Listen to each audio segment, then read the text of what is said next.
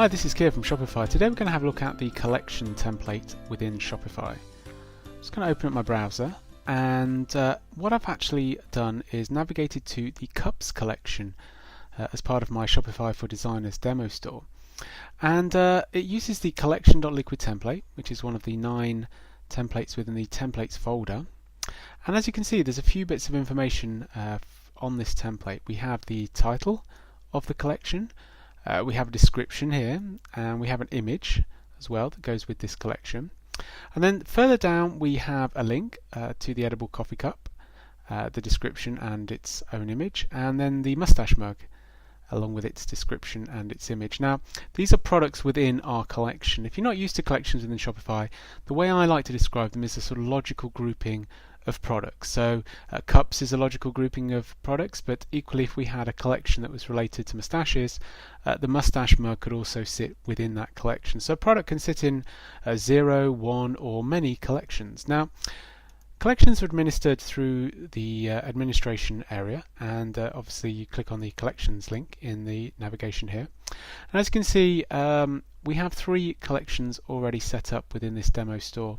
We're looking at cups now. This is the cups collection admin screen, and as you can see, we've got a name and description. We've got some products, and we can add more products to that if we wished, just by picking them off the list there. We've only got 2 cups in the shop, the edible coffee cup and the mustache mug, so they're the only ones in there. You can change the way that these are ordered, alphabetically, best selling, price and date as well. We have our SEO functions down here, the page title and description, and the handle as well, which we can change if we wish to, as well as all the normal visibility controls, visible and hidden. Okay, so if you want to pick off an image for your featured image, you literally just choose image and upload it. You can also use any of the formatting here to edit the description. Okay, so if we view that again in our browser, you can see that we've output most of that information there. We've got our title and our description and our sort of collection image. We've also got images and text relating to the products within that collection. Those of course are administered through the products tab in the admin, and you can change any of the data relating to those in their own individual admin screen. Okay, so let's have a look at some of the templates relating to collections. There's actually one. It's called collection.liquid. As you can see here, it's quite a simple demo template, but we're outputting the collection.title at the top, followed by the collection.description, wrapped around some p tags there. Next, what we're doing is we're saying, does the collection have an image? And we're using some liquid logic here.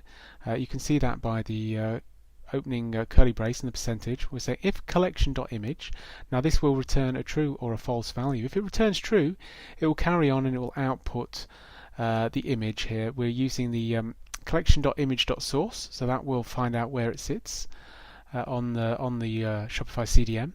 And then we're basically saying we want the URL for the medium size of that image. If you're not used to the sizes of the images within Shopify, a great place to look is Mark Duntley's cheat sheet.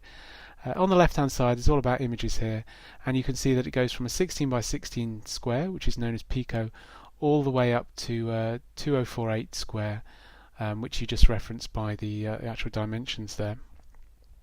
In our template, we just want the medium one for our purposes.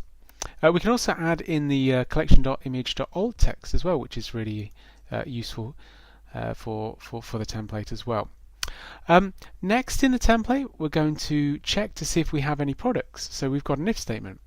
If collection.all_products_count is greater than 0, in other words, if the collection has more than 0 products, then what we do is loop over those items for product, and this is our sort of holder variable. It could be anything, but product makes a lot of sense in this situation. For every product in the collection.products, so for all of the products within this particular collection, we output an H2, we link it to the product.url, and we output the product.title to be the link. We then output our product.description. Now remember, we don't wrap this in any HTML because the WYSIWYG editor does that for us. We then use the featured image functionality of that particular product. Now, we're mixing variables up a bit here. We have our collection.liquid template variables, but because we're looping through products, we also have access to all of the product.liquid template variables, as these relate to the individual product that we're looking at in turn as we loop over it. So as we've done there, we've got the featured image, the product.featured_image, and we're then passing it through the product image URL filter and asking for the medium image. We could change that variable to let's say small or compact. Let's pick compact. So I'm just going to change that there to compact and save it. And we're using the product.title, and we're escaping that for HTML safety reasons in the alt attribute there as well. Now, if we don't have any products within our collection, we'll go into the else section here where it says, sorry, there are no products in this collection. And finally, we end if. So we've done quite a lot there, but just to summarize, the collection.liquid template is used for displaying all the products within a particular collection. And all we're really doing is we're making use of some of the collection.liquid template variables, in this case title and description and image. And then we're looping over all the products within that collection. And once we do that, we have access to all the variables relating to each individual product as we go over it. And as a result, this is what we get. I'll just refresh that, and hopefully our images have changed size a little bit. There we go. So just to recap then, we're outputting the collection title and description and the collection image there. That's using the collection.liquid template variables.